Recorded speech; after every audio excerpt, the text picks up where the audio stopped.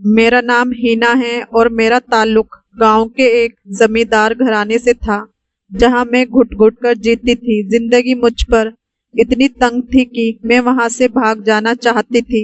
ऐसे में मुझे वह सब करना पड़ा जिसका सोचकर भी रूह कांप जाती है, मगर मुझे उस सब पर मजबूर करने वाला मेरा भाई था, जिसने गैरत के नाम पर मेरा तमाशा बना रखा था। मैं आज भी अपना पास्ट याद करती हूँ तो मेरा दिल खून के आंसू रोता है और मेरे रोंगटे खड़े हो जाते हैं।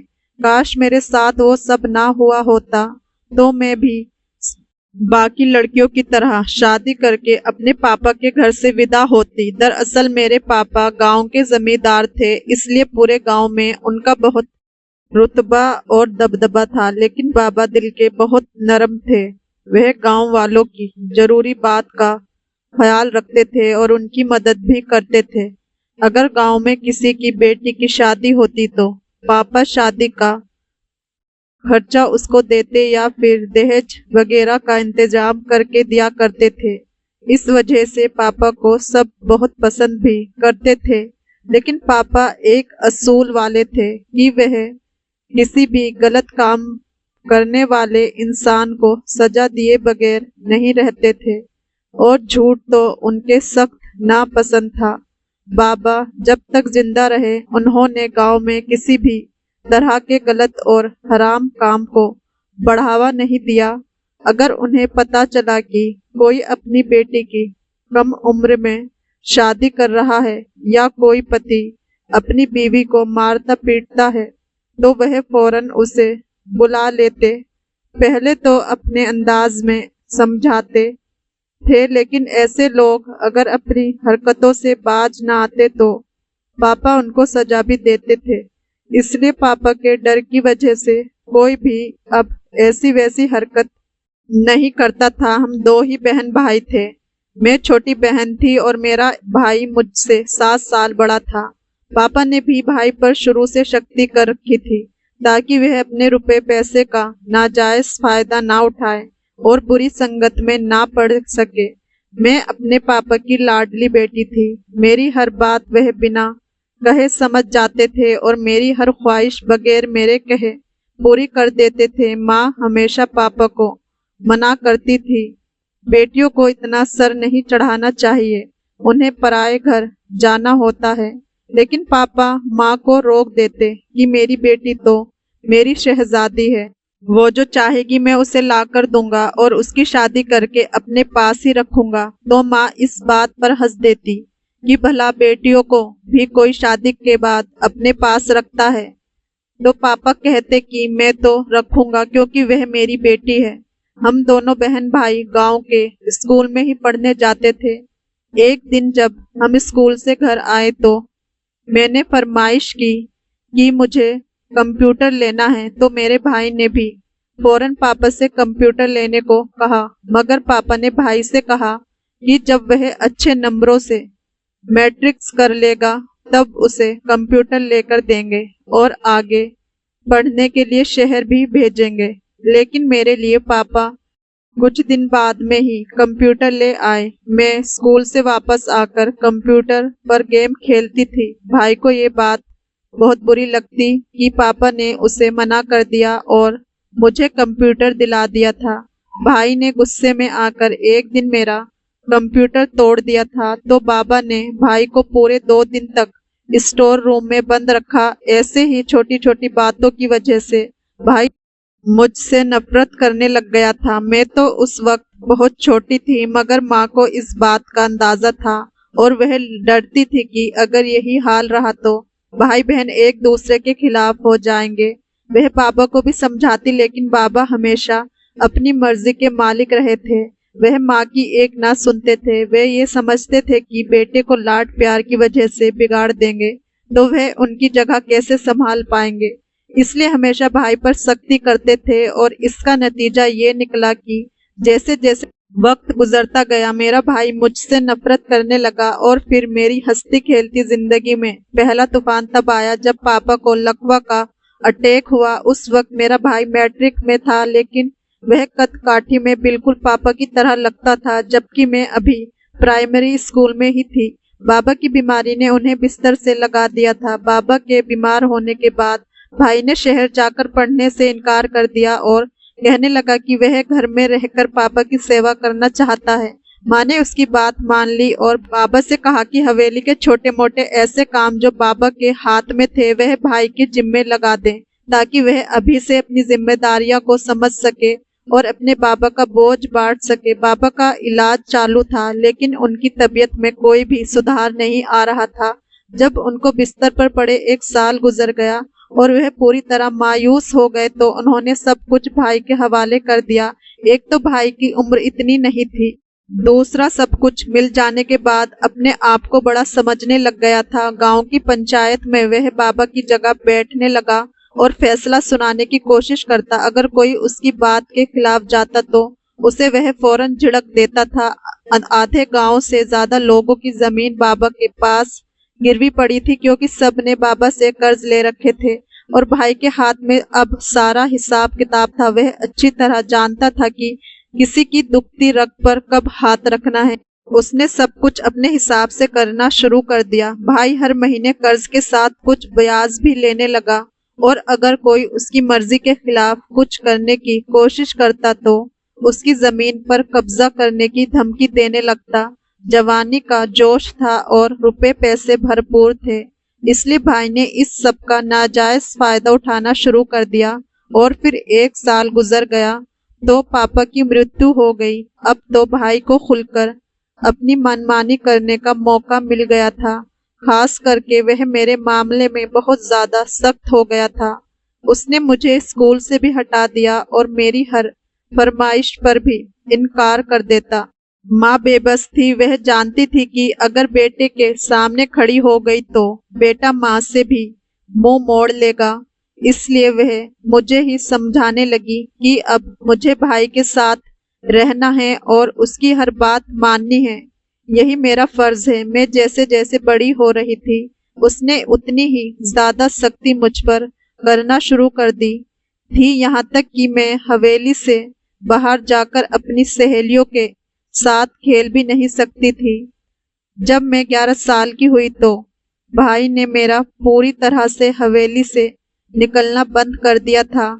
वह मेरे बारे में उल्टी सीधी बातें करने लगा। मेरी माँ भाई की बातें सुनकर हैरान रह जाती कि पता नहीं कौन भाई को ये उल्टी सीधी पट्टियां पढ़ाता है, क्योंकि पापा तो बिल्कुल ऐसे सोच के नहीं थे, बल्कि वह तो बेटियों के मामले में बहुत खुले दिल के मालिक थे। वह चाहते थे कि उनकी बेटी और गांव की हर बेटी बहन पढ़ लिख जाए ताकि अपने पैरों पर खड़ी हो सके और जिंदगी में किसी की मोहताज ना हो। लेकिन मेरा भाई तो पापा से बिल्कुल उल्टा था।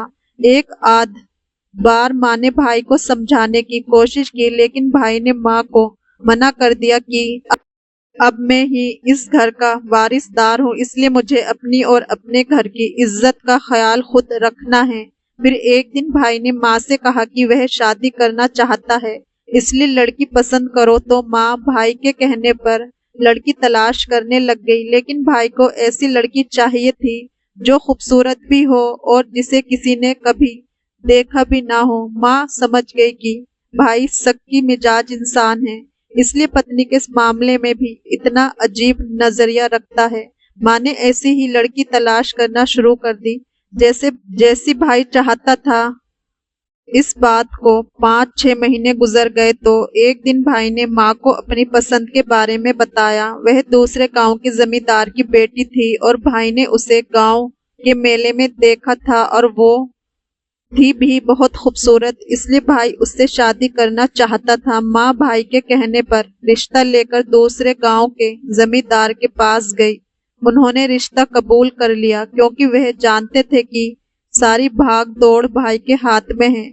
इस तरह नीलू भाभी शादी करके हमारे घर आ गई। भाभी तो भाई से 4 कदम आगे निकली। एक तो उन्हें अपनी खूबसूरती पर बड़ा घमंड था, दूसरा वह जानती थी कि भाई पूरी तरह उसकी मुट्ठी में है और वह चाहती थी कि जिस तरह भाई पूरे गांव और पंचायत पर राज करते हैं उसी तरह वह खुद भी हवेली पर राज करे।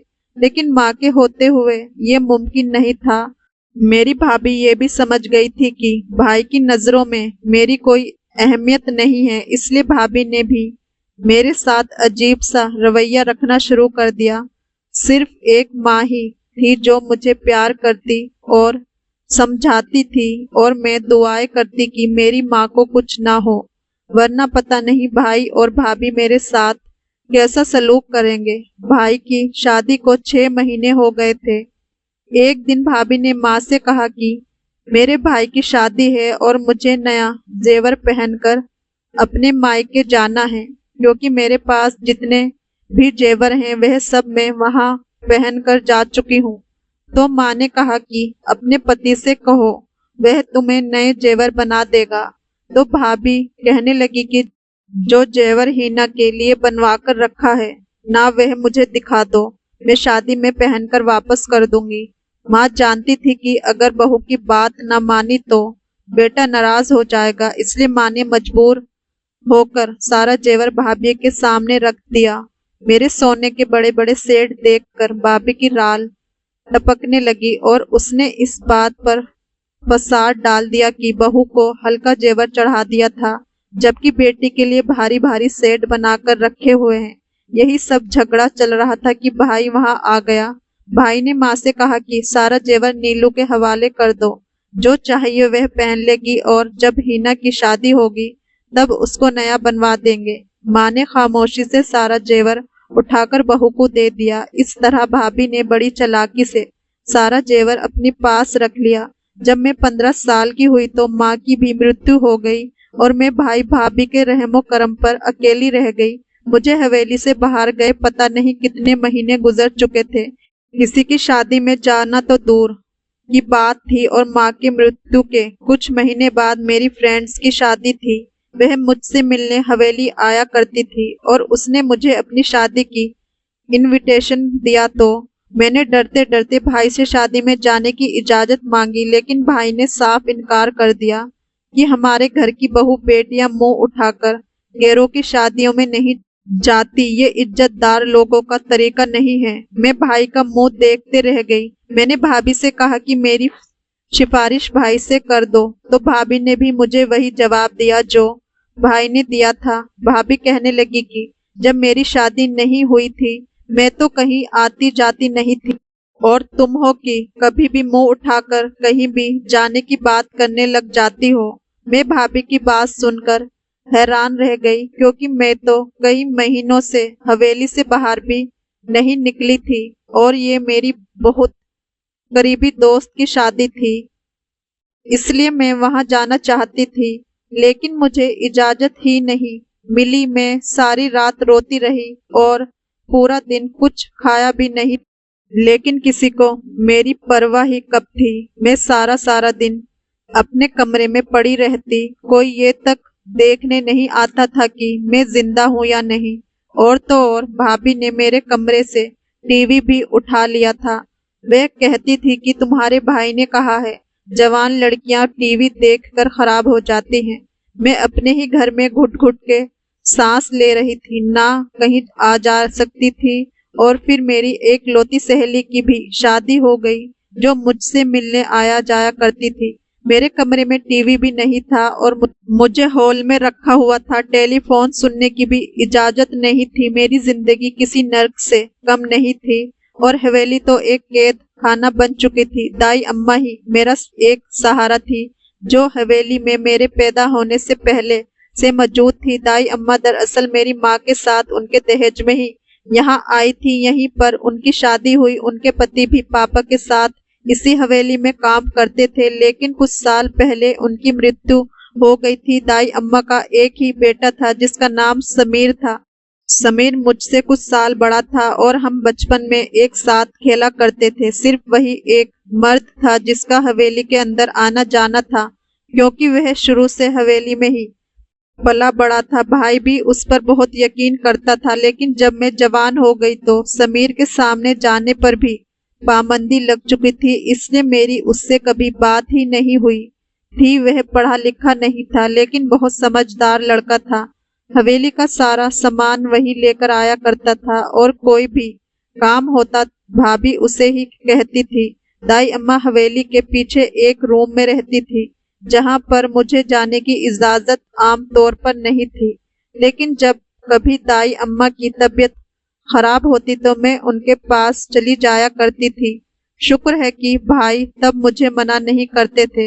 एक दिन दाई अम्मा को बुखार था, तो मैं दवा लेकर उनके पास गई और वहीं पर बैठ गई। हम कोई बात कर रहे थे तो मैं माँ को याद करके रोने लग गई। इतने में समीर वहां पर आ गया। काफी टाइम बाद उसने मुझे देखा तो मैंने नोट किया कि वह मुझे एकटक देखते रह गया था। जब दाई अम्मा ने उसे आवाज दी कि बीवी जी यहाँ मेरे पास बैठी हैं, तुम यहाँ से चले जाओ, तो तब वह अपने ख्यालों की दुनिया से वापस आया और फटाफट कमरे से बाहर निकल गया। उसके बाद जब भी वह हवेली में किसी काम से आता तो उसकी नजरें मुझे ढूंढती थी। मैं भी नजर बचाकर उससे बात कर लेती। कोई चीज मंगवानी होती तो उसे कह देती थी। वह चोरी छुपे लाकर मुझे दिया करता था। मेरे कमरे की खिड़की पीछे वाले हिस्से में खुलती थी, जहां दाई अम्मा का रूम था। वहां से मैं समीर से बात कर लेती और वह मुझे कोई ना कोई ऐसी चीज लाकर देता जिसकी मुझे जरूरत होती थी और जो मेरी भाई भाभी से नहीं मंगवा सकती थी, क्योंकि उनके ख्याल में तो मैं एक जीती जागती इंसान ही नहीं थी। मुझे तो सिर्फ 2 वक्त की रोटी और पहनने के लिए कपड़े चाहिए थे जो मुझे दे रहे थे। समीर मेरा ख्याल रखता था। कभी मेरे लिए कोई खाने की चीज ला देता तो कभी कुछ। एक दिन उसने मेरे लिए लाल रंग की चूड़ियां लाकर दी तो मैं बहुत खुश हुई। मैंने उसे पूछा कि ये चूड़ियां मेरे लिए क्यों लाए हो, तो कहने लगा कि जब तुम पहले लाल चूड़ियां पहना करती थी तो मुझे बहुत अच्छी लगती थी, लेकिन अब तो तुमने चूड़ियां पहननी ही छोड़ दी हैं। मैं उसकी बातें सुनकर मुस्कुराने लगी। मुझे उससे बात करना बहुत अच्छा लगता था। हम दोनों चोरी चोरी आधी रात के बाद वहां बैठकर बातें करने लग जाते और वक्त का पता ही नहीं चलता। मैं अपने कमरे का दरवाजा अंदर से बंद कर लेती और खिड़की के पास बैठ जाती। समीर ने जिस दिन मुझसे मोहब्बत का इजहार किया, एक खुशगवार एहसास ने मुझे अपनी लपेट में ले लिया।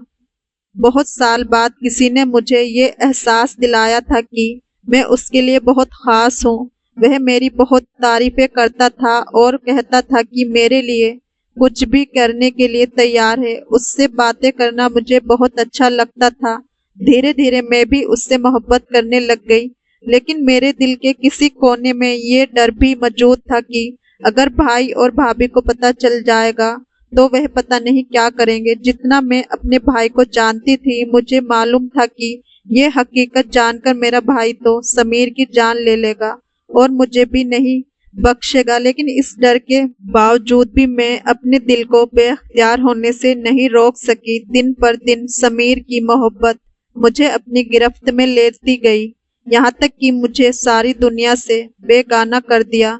दाई अम्मा को भी ये सब नहीं मालूम था। एक रात हम दोनों खिड़की में खड़े बातें कर रहे थे कि अचानक दाई अम्मा वहां आ गई और हम दोनों को देखकर अपना सर पकड़कर बैठ गई। उन्होंने समीर को वहां से फौरन जाने को कहा और मुझे कहने लगी कि बेटा तुम सो जाओ, कल मैं तुम्हारे पास आऊंगी, फिर बात करेंगे। मैंने खिड़की बंद की और अपने बिस्तर पर आकर लेट गई।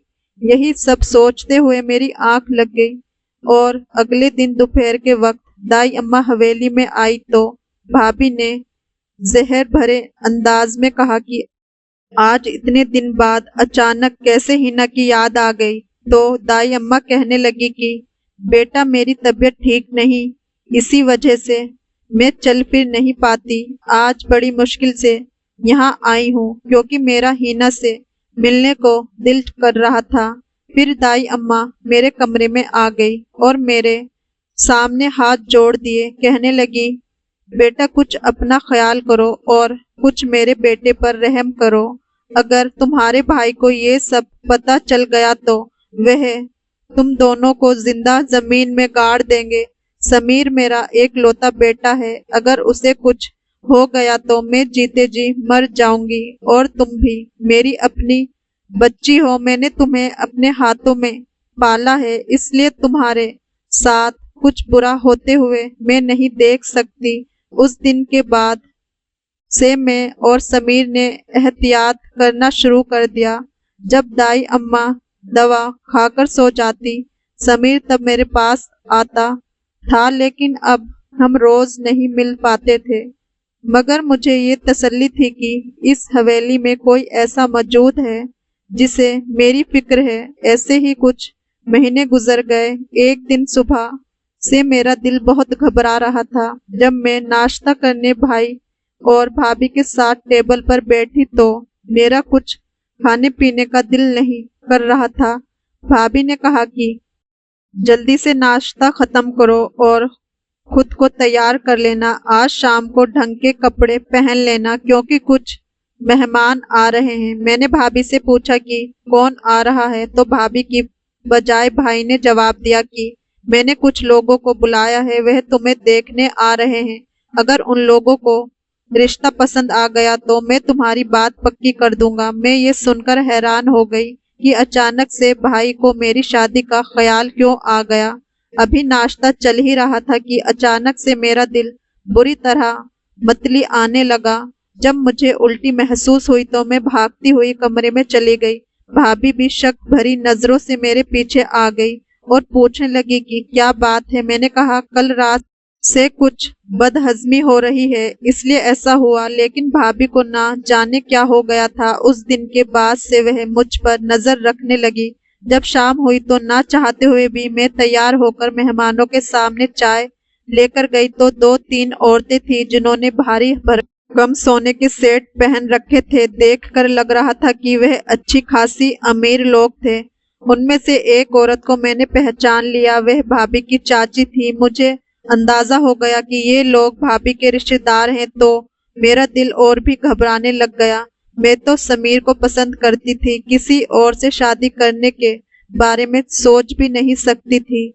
ऊपर से जो रिश्ता आया था वह भाभी के रिश्तेदार थे, इसलिए भाई तो इनकार कर ही नहीं सकता था। इसलिए मैं बहुत परेशान हो गई। लेकिन मैं नहीं जानती थी कि जो होने वाला है वह सब कुछ बदल कर रख देगा। जब वह लोग चले गए तो रात के खाने पर मैं भाई और भाभी बैठे थे कि अचानक से मेरी तबीयत खराब होने लग गई। मैं माफी मांग कर वहां से उठकर अपने कमरे में चली गई। जब कमरे में गई तो मुझे फिर से उल्टियां आने लग गई। भाभी ये सब देख रही थी। वह पता नहीं कब मेरे पीछे कमरे में आ गई थी। मुझे कहने लगी कि कल मैं तुम्हें डॉक्टर के पास ले चलूंगी। मैंने भाभी से कहा मैं ठीक हूँ, बस थोड़ी बदहजमी हो रही है। तो भाभी कहने लगी ये तो कल पता चलेगा कि तुम्हें कैसी बदहजमी हो रही है। ये कहकर वह कमरे से बाहर निकल गई। मुझे खुद समझ नहीं आ रहा था कि क्या मामला है, इसलिए मैं भाभी के जाने के बाद खामोशी से अपने कमरे से निकल कर दाई अम्मा के पास चली गई। दाई अम्मा ने जब मेरी बात सुनी तो फौरन उठकर बैठ गई। वह एक तरह से दाई का काम भी करती थी। दाई अम्मा ने जो बातें मुझे से कही तो मेरे होश उड़ गए। वह कहने लगी मुझे लगता है तुम प्रेग्नेंट हो, और अपना सर पकड़ कर बैठ गई। मैं और भी परेशान हो गई कि कल तो भाभी मुझे हॉस्पिटल लेकर जा रही है। अगर भाभी को ये पता चल गया तो ना जाने कौन सी कयामत आएगी। अगले दिन भाभी मुझे अस्पताल ले गई, जहां पर एक लेडीज डॉक्टर बैठी थी। उसने जब मुझे चेक किया तो कहने लगी कि आपकी ननंद को थोड़ा बुखार है। लेकिन फिर उसने मेरा एक टेस्ट करवाया जिसकी रिपोर्ट थोड़ी देर बाद मिल गई। डॉक्टर के चेहरे से लग रहा था कि वह जान चुकी है कि मैं मां बनने वाली हूँ।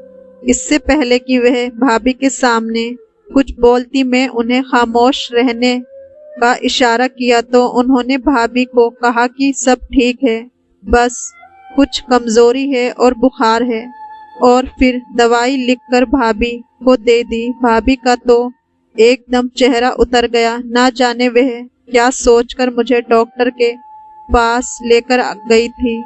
जब हम डॉक्टर के क्लिनिक से बाहर जाने लगे तो भाभी पहले निकल गई और मैं पीछे थी। डॉक्टर ने मेरे कान में एक बात कही कि अगर तुम चाहती हो कि तुम्हारा राज राज ही रहे तो आज रात को 1 बजने के बाद मुझसे मिलने मेरे घर आ जाना। मैं बहुत परेशान हो गई कि अब क्या करूं। मैं समीर से बात की तो उसने मुझे नींद की गोलियां लाकर दी, जो मैंने भाई और भाभी के दूध के गिलास में मिला दी। जब वह लोग गहरी नींद सो गए तो मैं हवेली से निकलकर उस डॉक्टरनी के घर चली गई। समीर मेरे पीछे था क्योंकि मैं अकेले जाते हुए डर रही थी। जब मैं वहां पहुंची तो मेरी हैरत की इंतहा ना रही, क्योंकि वहां दाई अम्मा पहले से ही मौजूद थी। डॉक्टरनी ने कमरे का दरवाजा बंद किया और कहने लगी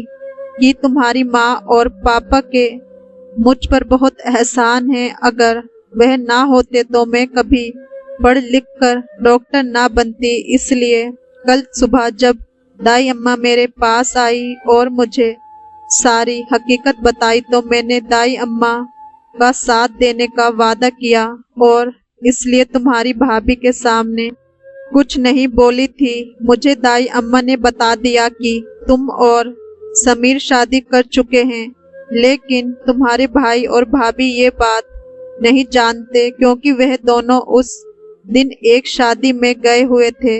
लेकिन तुम भी एक बात नहीं जानती, इसलिए मैंने तुम्हें आज यहाँ बुलाया है। दरअसल मैं भी तुम्हारी भाभी ही हूँ।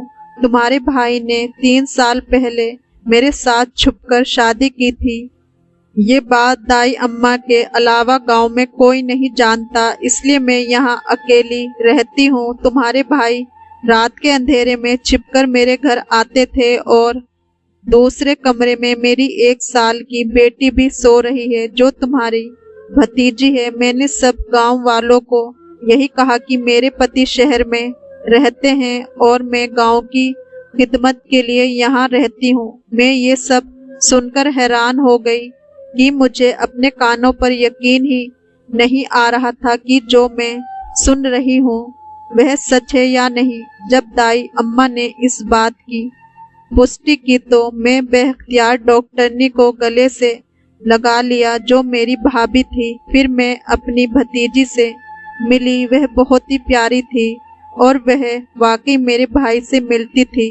भाभी ने मुझे तसल्ली दी कि सब ठीक हो जाएगा। अब तुम दाई अम्मा और समीर के साथ हवेली वापस चली जाओ। जब मैं हवेली पहुंची तो हैरत का पहाड़ मुझ पर टूट पड़ा, क्योंकि भाई हवेली के हॉल में ही बैठा हुआ था।